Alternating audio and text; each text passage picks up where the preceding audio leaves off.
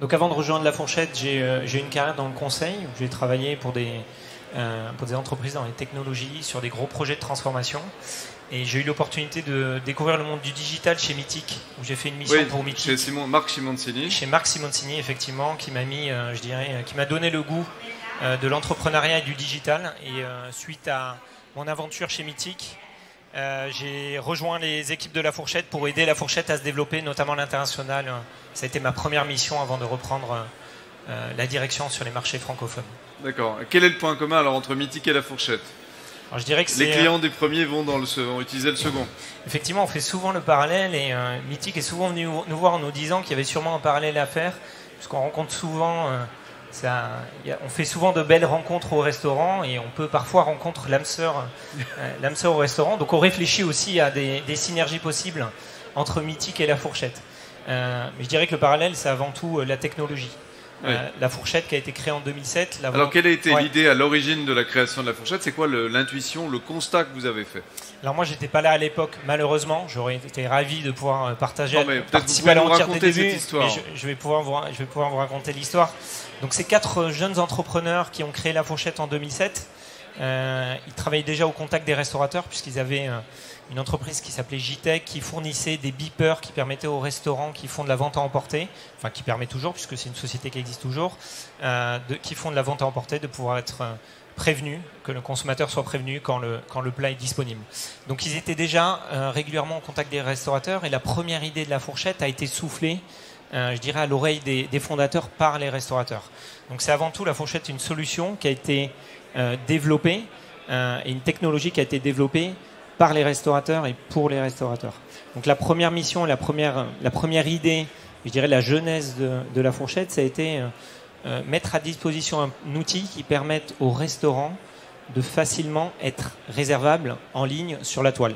Donc en 2007, si on revient en arrière, il faut savoir qu'il y avait 15% des restaurateurs qui avaient une adresse email et assez peu de restaurants avaient un site internet qui leur permettait d'ailleurs de pouvoir réserver en ligne. Oui, à l'époque, c'était de la science-fiction de réserver en ligne dans un restaurant. Hein. Effectivement. Alors, effectivement, on était loin de l'époque d'aujourd'hui. Il s'est passé quand même 12 ans depuis et c'est vrai qu'on a vu une vraie accélération. Et le premier enjeu de La Fourchette au début, ça a été déjà de faire le lien entre le consommateur et le restaurateur. Pour vous donner quelques chiffres et quelques anecdotes assez marrantes, moi, quand j'ai rejoint le groupe en 2013, donc on était en France et en Espagne, pas encore développé sur l'ensemble des marchés sur lesquels on est aujourd'hui, mais le premier enjeu, c'était déjà de garantir la réservation au consommateur. Donc de faire en sorte que le restaurateur soit au courant qu'il a une réservation sur un service et sur une date donnée. Et du coup, on avait des équipes dédiées. Leur job, c'était uniquement de transmettre les réservations aux restaurateurs. Quand je suis arrivé en 2013, on avait encore près de 40% des réservations qui étaient transmises manuellement aux restaurateurs. Donc on a développé une technologie, effectivement, et l'enjeu, c'était de faire bénéficier les restaurateurs de cette technologie, mais c'est vrai que avant pour prendre le pas, ça met du temps parce que les restaurateurs, son enjeu c'est pas forcément de prendre en main ses outils. Son premier enjeu c'est déjà d'accueillir ses clients et de leur faire passer le meilleur moment dans son établissement. Donc vous avez une dimension d'éducation des restaurateurs, de vos clients. Et le premier enjeu ça a été de les accompagner pour leur faire comprendre l'opportunité qu'ils pouvaient saisir effectivement avec le développement du digital et des solutions qui leur permettaient de gagner du temps demain au travers de systèmes de réservation. Donc ça a été ça a été la première idée. La deuxième idée, ça a été de créer un lieu et un endroit en 2007. Quand on cherchait un restaurant, je ne sais pas si vous vous souvenez, il y avait 2 moyens de trouver un restaurant. Le premier, c'était de s'appuyer sur les guides traditionnels qu'on connaît tous, le Michelin, le Goemio, enfin voilà, et tous les sites qui référençaient quelques restaurants. Et le deuxième moyen, c'était de s'appuyer sur sa communauté, je dirais, de proches, donc que ce soit ses amis, sa famille. Et c'est vrai qu'il n'existait pas forcément un endroit facile d'accès, facile d'utilisation, qui permettait, sur la base de critères assez simples, le lieu, la disponibilité, la catégorie, le type de restaurant, de pouvoir identifier des restaurants et aller jusqu'à la réservation. Donc c'est là qu'est née l'idée de l'application La Fourchette qui permet à n'importe quel utilisateur consommateur de pouvoir parmi une sélection de restaurants, une liste de restaurants, pour en fonction d'un certain nombre de critères très facilement identifier le restaurant qui répondrait à ses besoins et pouvoir réserver en 2 clics.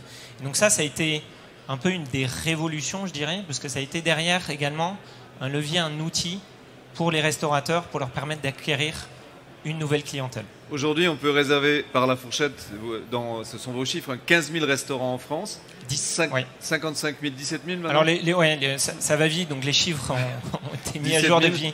Donc c'est 17 000 restaurants en France et 67 000 dans le monde aujourd'hui. 67 000 dans le monde, et vous dites on a près de 50% de restaurants étoilés qui travaillent avec nous. Exactement. Donc, alors votre argument aussi, c'est de dire que vous avez une communauté de gens connectés de 21 millions de personnes. Alors on a 21 millions de porteurs de l'application, donc des gens qui ont téléchargé l'application. Après, tous les mois, ce sont près de 30 millions de personnes qui vont aller sur l'application La Fourchette pour aller se renseigner sur les restaurants, soit sélectionner un restaurant qui va répondre à leurs attentes. Donc c'est vraiment un outil qui leur permet de découvrir.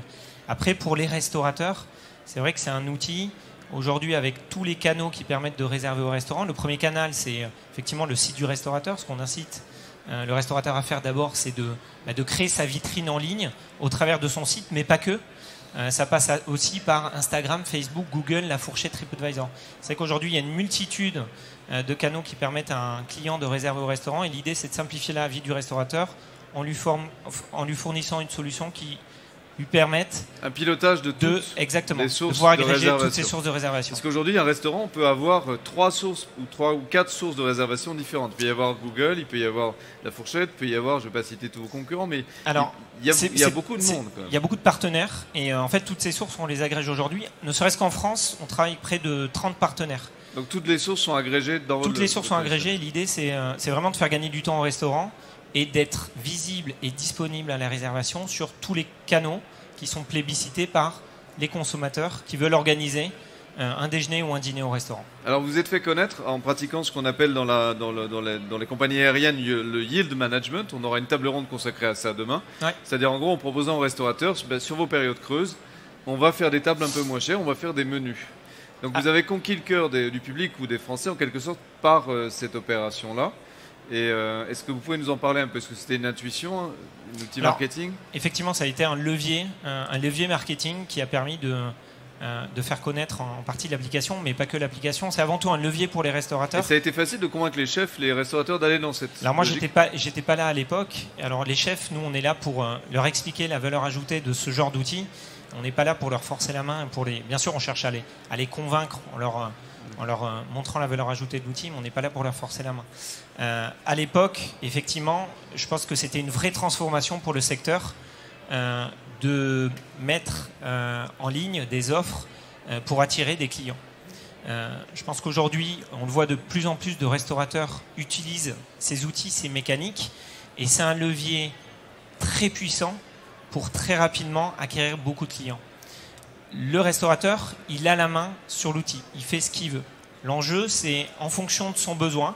Donc j'ouvre un nouvel établissement, j'ai besoin très vite de me créer ma notoriété et d'être disponible à la réservation en ligne. Donc c'est vrai que pour un nouvel établissement, c'est un moyen de gagner du temps. Ce qu'on voit, c'est que les restaurants qui utilisent des mécaniques de yield management, qui vont faire potentiellement des offres promotionnelles sur une période et sur un certain nombre de jours, ça va leur permettre très rapidement d'acquérir beaucoup de clients. Et derrière, l'enjeu est de fidéliser ces clients. Et c'est là qu'arrive l'autre brique de notre solution, qui est notre outil qui s'appelle The Fork Manager, qui permet de récupérer une information client. Donc ça va être un numéro de téléphone, une adresse email. Et derrière, de pouvoir communiquer après l'expérience au restaurant auprès de ce client pour le fidéliser et lui donner envie de revenir dans l'établissement. Il y a beaucoup de restaurateurs, on en parlait dans la préparation de cette conférence, il y a beaucoup de restaurateurs qui ne pensent pas à gérer leur base de clients. Exactement. Qui ne pensent pas à garder des traces du passage des clients, des adresses mail, des numéros de téléphone. Et ils pensent encore moins à relancer les clients, même sans les relancer, à les tenir informés de ce qu'ils font. Effectivement. Donc vous pouvez les aider à faire ça. Exactement. Et ça, c'est un des enjeux qu'on constate. C'est vrai que la réservation en ligne, c'est une mine d'informations et pour les restaurateurs, pour les aider à fidéliser leurs clients. Et on a des outils de communication qui sont très simples, par email ou par SMS, qui permettent de garder le contact avec les clients et de les faire revenir dans l'établissement sur des périodes, ça peut être sur des périodes spécifiques creuses, comme des événements, sur des périodes plus creuses, mais c'est avant tout des outils de communication pour les restaurateurs. Vous agrégez énormément de données tous les jours finalement. Est-ce que ça vous donne une visibilité particulière sur les tendances des consommateurs? sur les envies des consommateurs. Est-ce que vous constatez des choses particulières? Vous avez énormément de données de réservation que vous agrégez tous les jours. Donc, est-ce que ça vous donne une boussole particulière? Alors, effectivement, ça nous donne une boussole. Un restaurant qui travaille avec la fourchette, il va être accompagné par un chargé de clientèle. Et ce chargé de clientèle va être là pour l'aider à développer son activité. Donc, en fonction de son besoin, on va essayer de l'orienter sur un certain nombre d'actions qui vont permettre derrière de générer plus de réservations. Donc ça peut passer par la mise en avant, effectivement, en fonction des périodes d'offres spéciales, mais ça peut passer aussi par l'utilisation d'outils qui vont permettre derrière de répondre à des problèmes, typiquement comme les no-shows. Aujourd'hui, on sait qu'un des enjeux, les consommateurs, c'est devenu tellement simple de réserver au restaurant que c'est devenu également très simple d'oublier une réservation. Donc un des enjeux et une des problématiques sur lesquelles on accompagne les restaurateurs, c'est la problématique des no-shows. Alors comment vous gérez la problématique des no-shows? Alors ça c'est un gros sujet. Exactement, c'est un gros sujet. Le premier enjeu c'est mettre des garde-fous dans le parcours client. C'est quoi le parcours client? C'est tout le parcours de réservation. Donc, je vais sélectionner un restaurant et je vais pouvoir réserver en fonction de l'heure, d'un nombre de personnes et d'un service. Et derrière, ce qu'on va faire avec les solutions qu'on propose, c'est qu'on va rappeler au client sa réservation régulièrement pour être sûr qu'il se rende bien dans le restaurant. Donc ça, c'est une des premières solutions, c'est déjà rappeler au client qu'il a une réservation et lui simplifier l'annulation. Beaucoup de clients qui réalisaient des no-shows, quand on les a contactés, on leur a demandé les raisons pour lesquelles ils avaient réalisé des no-shows. C'était pas pour embêter le restaurateur. Dans la plupart des cas, c'était un oubli. Effectivement, ils n'ont pas osé non plus peut-être appeler, annuler. Exactement. Et souvent, des clients étrangers qui ne parlent pas forcément la langue, ils n'osaient pas appeler le restaurant. Donc là, ce qu'on a fait, c'est qu'on leur a mis à disposition un outil simple, c'est la possibilité d'annuler de façon très simple depuis l'application, le SMS, l'email. L'idée, c'est vraiment de rappeler systématiquement et de simplifier l'annulation pour que le restaurateur n'en pâtisse pas. Et enfin, il y a des solutions comme l'empreinte carte bleue. Donc ça, je dirais que c'est un peu l'arme ultime qui permet de réduire les no-shows à zéro. C'est le meilleur moyen d'engager le client. C'est effectivement de demander une empreinte carte bleue avant la réservation. Qu'est-ce que vous pensez du prépaiement? Est-ce qu'on peut aller jusqu'au prépaiement? On peut aller, oui, effectivement. Donc il y a des restaurateurs, de plus en plus de restaurateurs proposent le prépaiement ou l'empreinte carte bleue. Et voilà, encore une fois, c'est un moyen de garantir une réservation. Alors après, il faut le faire, je dirais, il faut l'utiliser en fonction de... Voilà, chaque établissement est différent et on sait que ça peut avoir un impact sur le taux de conversion d'un restaurant. Donc c'est vrai que c'est une solution qu'on préconise à certains types d'établissements qui n'ont aucun problème de remplissage et qui derrière vont avoir des capacités très faibles. Donc typiquement quand j'ai un restaurant qui a 20 places assises et que j'ai une annulation, que j'ai un no-show sur une table de 6, on sait que le manque à gagner est très important. Donc là on va leur conseiller de mettre de l'empreinte carte bleue peut-être pour les groupes supérieurs à 4. Voilà. Et là ça va être une garantie que le client se présente et on le voit dans les chiffres. On a réussi au cours des 3 dernières années avec toute cette batterie de solutions à réduire le taux de no-show de près de 30 à 40%. Et aujourd'hui, on est le canal de réservation qui génère le moins de no-show pour les restaurateurs. Parce que ça, c'est des informations qu'on capte puisqu'on agrège toutes ces sources de réservation. Et le canal le plus fiable aujourd'hui, c'est effectivement le canal de la fourchette. Pourquoi? Parce qu'on a toute cette batterie derrière de solutions qui permet aux restaurateurs de limiter les no-shows. Ce que vous dites, c'est que l'expérience du client commence dès la réservation. Exactement. Donc le premier contact qu'a un client avec un restaurateur, c'est dès le moment où il doit réserver. C'est le moment où il réserve, et même c'est en amont, je dirais, c'est le moment où il va se renseigner sur le restaurant. Donc on a parlé, juste avant, il y avait une conférence sur les avis hyper intéressante, effectivement, la première vitrine du restaurant aujourd'hui. Le restaurant a 2 vitrines, il y a la vitrine physique, maintenant il y a la vitrine en ligne. Et ce qui est hyper important, c'est de s'assurer que le client, la promesse que fait le restaurateur au travers de sa vitrine, elle est tenue. Ça veut dire quoi? Ça veut dire que le client il doit s'y retrouver.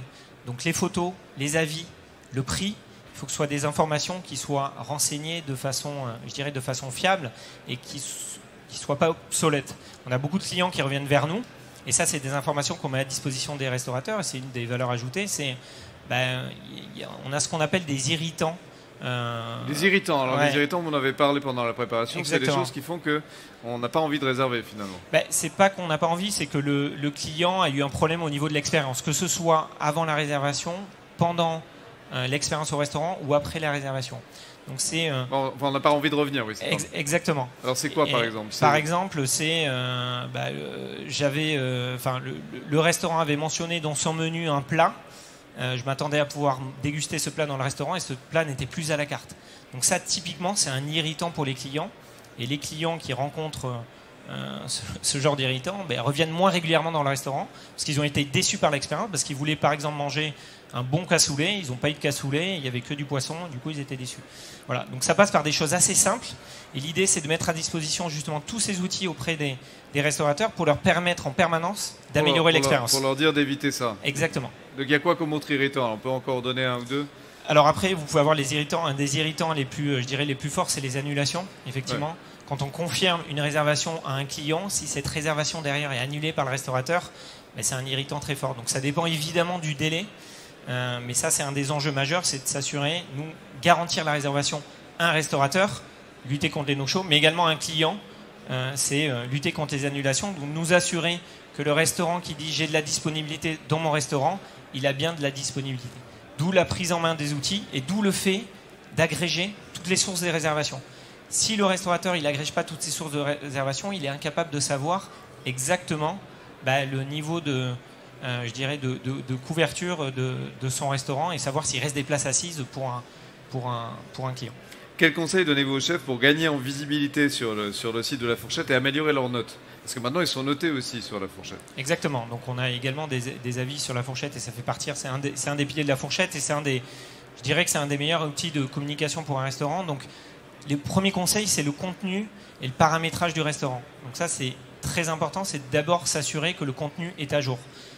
Quand on regarde aujourd'hui, quand on fait des enquêtes auprès de nos consommateurs, les 4 informations qui regardent en priorité sont les photos, le menu, le prix et les avis. Les photos, le prix et le menu, c'est un moyen pour eux de savoir ce qu'ils vont découvrir au restaurant. Et les avis, c'est un gage de retour d'expérience des clients et savoir si la promesse qu'ils ont pu identifier au travers du contenu, elle sera bien tenue par le restaurateur. Et les avis, c'est vrai, on le dit souvent, mais c'est vrai que c'est un outil aussi marketing puissant pour le restaurateur parce qu'il a la possibilité de répondre à ses avis. Donc c'est un moyen aussi de pouvoir communiquer. Alors, est-ce que vous conseillez au restaurateur de répondre ou de ne pas répondre? Parce qu'il y a plusieurs écoles. Il y a le restaurateur qui répond de manière très énervée. Vous n'avez rien compris à ma cuisine, je suis très content que vous ne mettiez plus les pieds chez moi. Vous avez le restaurateur qui dit, écoutez, j'ai bien pris compte de ce que vous m'avez dit, mais bon, on ne va rien changer. Vous avez ceux qui engagent un dialogue en quelque sorte. Qu'est-ce que vous conseillez comme attitude? Alors déjà, on lui conseille de ne pas répondre à chaud parce qu'effectivement, il y a parfois des avis clients. Pas s'énerver. Exactement, qui peuvent être difficiles à entendre. Et ça, on peut tous le comprendre. C'est comme si moi, tous les jours, effectivement, on notait votre travail. On notait tous les jours mon travail. Donc, on comprend aujourd'hui que pour un restaurateur, c'est pas forcément évident de tous les jours recevoir des avis de la part des consommateurs. Donc, on réagit pas à chaud. Donc, on réagit pas à chaud, c'est la première chose. Mais après, on se doit. C'est un vrai moyen aussi de pouvoir faire valoir aujourd'hui que le restaurateur il fait attention à ses clients. Je crois que c'est ça un des premiers donc on des premières valeurs. Exactement. Avec de l'empathie en fait. Exactement, avec de l'empathie et parfois ça peut être aussi un moyen pour le restaurateur d'expliquer auprès de sa communauté les raisons pour lesquelles il a eu un avis qui peut être négatif. J'ai eu la semaine dernière un restaurateur qui venait de l'île de Ré et qui me disait qu'il y avait beaucoup de ses clients qui venaient chez lui parce qu'ils avaient effectivement au travers des avis vu que le restaurateur, il était attentif à ses clients parce qu'à chaque fois, il personnalisait effectivement la réponse. Et quand il y avait des réponses qui étaient négatives, on voyait qu'à chaque fois, c'était constructif. Et donc, on voyait que le restaurateur, derrière, il faisait attention à ses clients. Et ça, c'est un des meilleurs moyens derrière de pouvoir acquérir et convaincre de nouveaux clients d'aller dans votre établissement. Ne pas réagir à chaud. Mais ne pas réagir à chaud, c'est la première chose qu'il m'a dit. Prendre le temps de prendre un café, se détendre, et puis après, essayer d'être constructif. Exactement. Voilà. Ça, il faut être moine bouddhiste pour être chef étoilé. C'est pas facile, mais effectivement, je pense que... Alors, dernière question. Vous avez organisé il y a quelques jours seulement le premier grand prix public de la gastronomie avec un vote du public. Est-ce que ça correspond à une nouvelle orientation de La Fourchette? Est-ce que vous allez devenir aussi un outil de classement? Est-ce que, voilà. Quelles sont les prochaines étapes aussi du développement de La Fourchette? Alors, une des principales missions de La Fourchette aussi, également, et lorsque l'application a été développée, ça a été de mettre en avant des restaurants qui sont aujourd'hui inconnus du grand public. donc leur donner de la visibilité qu'ils ne peuvent pas avoir par ailleurs. Donc les awards, ça a été la volonté dans le cadre de cette mission de identifier les dernières pépites qui sont aujourd'hui invisibles auprès du grand public et je dirais leur donner un coup de visibilité pour faire valoir auprès du grand public justement ces derniers établissements qui ne sont pas forcément reconnus aujourd'hui par des grands guides. Il y a quelques noms que vous pouvez nous donner, peut-être un. Alors, il y a un nom, c'est Louis Triepi, qui est basé à Saint-Émilion, effectivement. C'est un jeune couple qui s'est connu en cuisine, mais qui est également couple dans la vie. Une très belle histoire, un jeune couple donc une jeune femme, Camille, de 26 ans, un jeune homme, Sofiane, de 30 ans, qui ont ouvert leur première affaire il y a un an, en reprenant un établissement à Saint-Émilion, et qui, depuis... se battent tous les jours pour faire venir de nouveaux clients chez eux. On voit que c'est pas facile. Le métier de restaurateur, vous le savez mieux que moi, c'est un métier qui est difficile. Et là, ce qu'on a voulu, c'est leur donner un coup de projecteur pour les aider à émerger auprès de tous les restaurants qui peuvent être sur la région du Sud-Ouest. Et la façon dont ils ont reçu ce prix, effectivement, c'était assez touchant parce que c'était vraiment un couple de restaurateurs qui était vraiment inconnu du grand public, quoi. Et alors, prochaine étape pour la fourchette, si vous avez quelque chose à nous annoncer, un service en préparation Alors, on travaille beaucoup, on s'est beaucoup développé à l'international, c'est vrai qu'on n'en a pas parlé. Aujourd'hui, la fourchette est très connue en France, puisque c'est là que la fourchette a été créée. Mais aujourd'hui, on est présent dans 17 marchés. Donc, on a cette volonté aussi de devenir le réflexe pour aller au restaurant et aussi faire bénéficier aux restaurateurs qui sont partenaires de la fourchette de cette communauté d'utilisateurs qui voyagent de plus en plus. Donc, c'est 30 millions de visiteurs qui utilisent l'application tous les jours et qui sont basés en Italie, en Espagne, mais également, ça peut être en Amérique du Sud, en Australie, qui voyagent régulièrement en Europe. Et l'idée, c'est comment mettre à contribution et favoriser la réservation pour ces utilisateurs et utiliser ce levier comme un levier d'acquisition pour les restaurateurs. Merci beaucoup, Damien Rodière. Merci. Je propose qu'on l'applaudisse. Est-ce qu'il y a des questions pour Damien Rodière de la Fourchette? Une question, monsieur. Oui, bonsoir. Là. Juste une petite demande. Je suis à l'étranger, là, en Italie et en Suisse. Est-ce que c'est la même chose, la fourchette et The Forks? Exactement. Alors, il y a un gros problème. Alors, c'est un très bon point que vous soulevez. Et effectivement, aujourd'hui, on opère sur 3 marques, puisqu'on s'appelle la fourchette en France, elle Tenedor en Espagne et The Forks sur les autres marchés. Et la fourchette en Suisse également. La volonté, c'est de devenir une marque unique. Donc, on devrait, dans les mois qui viennent, avoir une marque unique qui vous sera dévoilée au moment voulu. Ça serait bien parce que je me permets, vous avez dit vous accompagnez les clients. Oui. Mais là-bas, ils accompagnent personne. Hein. On a dû arrêter tout. On m'avait conseillé The Fork, même des étoilés. Mais là, on a dû arrêter tout parce que c'était une catastrophe. Là, hein. Et vous parlez en Suisse ou Non, alors oui, je m'excuse. Oui. Ouais.